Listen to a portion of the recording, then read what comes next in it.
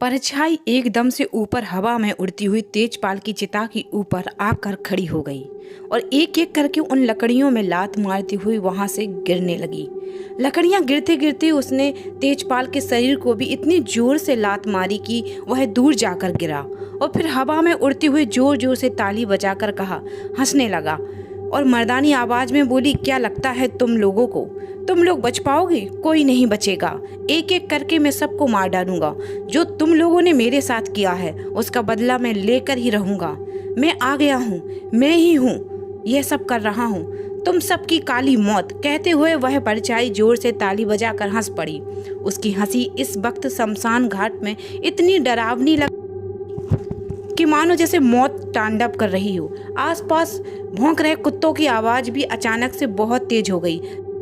चमगादड़ें भी फिर से आवाज करती हुई आसमान में इधर उधर दौड़ने लगी और फिर एकदम से चारों ओर शांति छा गई। उसी के साथ एक तेज हवा का बवंडर आया जिसमें वह परछाई यानी कि माही गायब हो गई। यह माही का ही शरीर था, काली परछाई के रूप में दिखाई दे रहा था, लेकिन कोई भी उसका चेहरा नहीं देख पाया। कुछ अंधेरा भी था और कुछ उसके चेहरे पर हुलिया भी अलग था। उस परछाई की है आवाज सुनकर गांव वाले के अंदर इतना ज्यादा खौफ बैठ गया कि ना तो उनके अंदर हिम्मत हो रही थी चिता को आग लगा सके और ना ही यह हिम्मत हो रही थी कि वहां से वापस जाएं।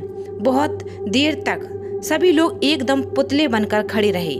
जब लगा कि अब यहाँ कोई नहीं है तो गांव वालों ने हिम्मत करते हुए एक दूसरे की मदद की और तेज के शरीर को फिर से चिता के ऊपर रखा और फिर से मसाल जलाकर तैयार कर ली।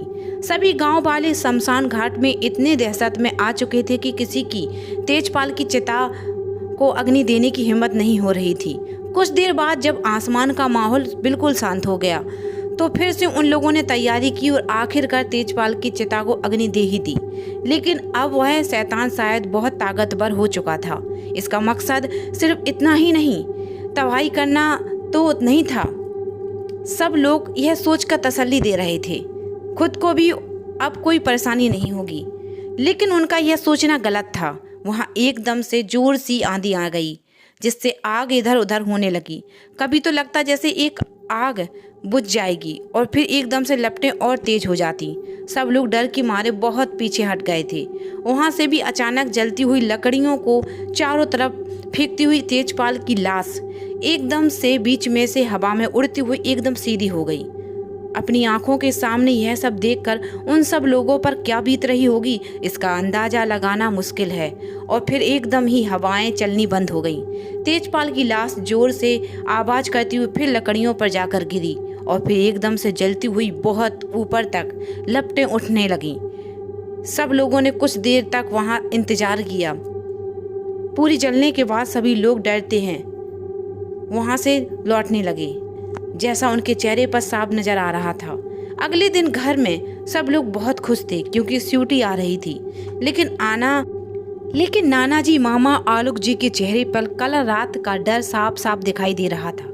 आलोक जी ने कोशिश भी की थी कैसे भी करके वह स्यूटी को यहाँ आने ना दें, लेकिन स्यूटी अब तक आधे रास्ते आ चुकी थी। उधर माही अपने में बैठी बैठी गुनगुना रही थी। मौलिक एकदम से पीछे से आया और उसके बाल खींचते हुए बोला, माही की बच्ची, इतने दिन हो गए तू यहाँ पर, तूने बिल्कुल भी मिस नहीं किया मुझे? माही ने पहले तो गुस्से में मौलिक की तरफ देखा, फिर एक तरफ से हंसती हुई बोली, हाँ क्यों मिस करने लगी मैं तुझे? और वैसे ही मुझे यहाँ इतना अच्छा लग रहा है कि यहाँ से जाने का मन नहीं करता। मौलिक बोला, तुझे बहुत मिस करता था यार, कोई था ही नहीं घर पर परेशान करने के लिए। लेकिन यह बता, तेरा यहाँ पर मन कैसे लगता है? मेरा तो यहाँ बिल्कुल भी नहीं लगता। और तेरी तो फ्रेंड्स भी बन गए होंगे ना अब तक यहाँ पर? माही धीरे से बोली, एक राज की बात बताऊं, मेरे फ्रेंड्स नहीं मेरे बॉयफ्रेंड बन गया है। यह सुनते ही मौलिक के चेहरे के रंग उड़ गए और बोला, रुक, मैं तेरी शिकायत मम्मी से करता हूँ। तभी मुझे पता था, मुझे पहले से ही शक था तू ऐसा ही करेगी। कॉलेज में जाने के बाद सब लोग बिगड़ ही जाते हैं।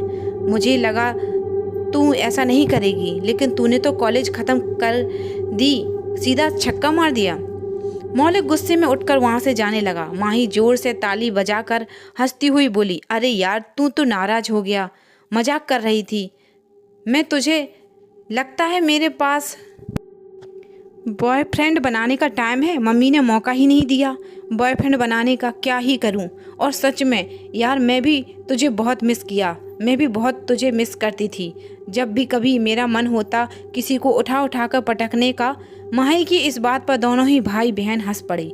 इतने में ही बाहर से गाड़ी का हॉर्न सुना। माही एकदम से खुश होती हुई बोली, दीदी आ गई होंगी, जीजू आ गए होंगे और मेरा क्यूटी पाई भी आ गया होगा। कहते हुए माही जल्दी से कमरे से बाहर निकल कर आई और बाहर दरवाजे पर ही रुक गई। बाहर आंगन में स्वीटी आते ही पहले अपनी नानी से मिली, फिर अपनी नई मामी से और फिर उनसे मिलते ही बोली, सॉरी मामी, आपकी शादी में नहीं आ पाई। वह क्या है कि मेरी तबीयत ठीक नहीं थी उस वक्त बिल्कुल भी, लेकिन अब फिक्र मत कीजिए, मैं सगाई में भी बहुत एंजॉय किया था। हाँ, पर फिर भी शादी को मिस किया। मामी बोली, कोई बात नहीं, अब आ गई हो तो अब सारी कसर पूरी कर लेना। लेकिन कहते हुए मामी ने बाहर जाकर बोली, लेकिन अकेली आई हो और जीजा जी कहाँ हैं? स्वीटी धीरे धीरे करके सबसे मिली, फिर बैठी हुई बोली, सॉरी मामी, आपको अपने दामाद से मिलने के लिए इंतज़ार करना पड़ेगा। पापा को बताया था मैंने, वह तो बाहर है, लेकिन मम्मी का सुनकर मुझे रहा नहीं गया, इसलिए मैं वेदांत स्वीटी का देवर के साथ आई और उन्होंने ही इन्हें बुलाया और कहा कि मुझे यहाँ लेकर आ जाएं। वेदांत ने आकर सभी के पैर छुए। मौलिक वेदांत की तरफ देखकर हंसता हुआ बोला, हाँ सही कह रही हैं आप, अपने इससे कहा होगा और यह तो चाहकर भी मना नहीं कर सकता आने के लिए। यह सुनते ही सब लोग हंस पड़े। स्वीटी शैला जी से मिलकर उनके हाल चाल ले ही रही थी कि अचानक उसकी नज़र दूर खड़ी माही पर पड़ी, जो कि दरवाजे से टिक कर खड़ी थी। स्वीटी माही को देखती है, ए हेलो मैडम, कहाँ खोई हुई हो? इधर हम भी बैठे हैं, जरा हम पर भी नज़र डालो। स्वीटी की आवाज़ सुनते ही माही एकदम अपने ख्यालों से निकली, उसके पास आई और बोली, आपसे मुलाकात होगी बाद में, पहले मुझे मेरे होने वाले क्यूटी पाई से तो मिलने दो। कहती हुई स्वीटी ने स्वीटी के पेट पर किस किया और फिर गले लगाते हुए बोली, कैसी हो मेरी क्यूटी पाई की होने वाली मम्मा? स्वीटी बोली, मैं तो बिल्कुल ठीक हूँ, लेकिन मुझे तो ना बिल्कुल ठीक नहीं लग रही है। मतलब तू मुझे तो भूल ही गई। सब लोग हंसी मजाक कर ही रहे थे और मामी सबके लिए नाश्ता लेकर आई।